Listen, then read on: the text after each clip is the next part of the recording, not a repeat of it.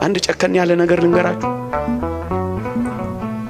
እዚህ እኔና እናንተ ጎረቤት እዚህ ዝቅ ብሎ ቅዱስ እስጢፋኖስ ቤተክርስቲያን የዛሬ 6-7 ዓመት የሰማሁት ታሪክ አለ። ኤፍኤም ሬዲዮ ላይ ጋባዥ አጥማቂ መጥቶ ያጠምቅ ነበር መሰለኝ። እዛ አንዲት ታማሚ ሴት ከገጠሪቱ የሀገራችን ክፍል ታማሚ ናት፣ ልትጠመቅ እዚህ ትመጣለች አሉ።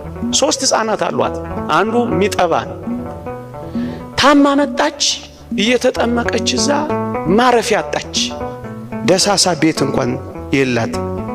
ከዛስ እዛ አንዱ ጥግ ለካ ታድራለች፣ እየተጠመቀች ታድራለች፣ ግን ታማሚ ናት።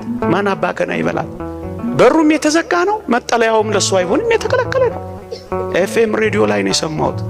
ከጥቂት ቀናት በኋላ የዚህችን ሴት አንድ ልጇን ጅብ በላባት። ከዛ ወንዝ የሚወጡ ጅቦች ነው ይበሉት። አሁን ክርስቲያኖች አለን ይባላል በዚህ ዘመን። እናንተ ምንድነው ወጉ? ክርስትና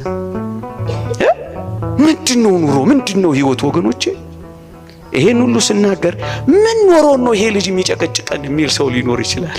ምናልባት አንዳንዴ በእንዲህ አይነት ሚዲያዎችም ሲተላለፍ ይሄ ሰው ኢትዮጵያ ውስጥ እንዳለን አያውቅም እንዴ ሊሉኝ ይችላሉ። ምን ኖሮ ነው የምንሰጠው? ጤፍ እንደዚህ ገብቶ ምን ኖሮ ነው የምናካፍለው የሚለኝ ሰው ሊኖር ይችላል። ሲሆን እንዲሰጠን እርዳታ ጠይቅልን እንጂ ጭራሽ ስጡ ትላለህ እንዴ ልትሉኝ ትችላላችሁ።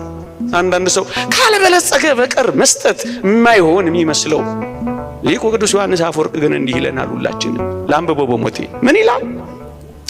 ድህነትህ የቱንም ያህል ቢሆን እንኳን ይላል 2 ዲናር የለህምን?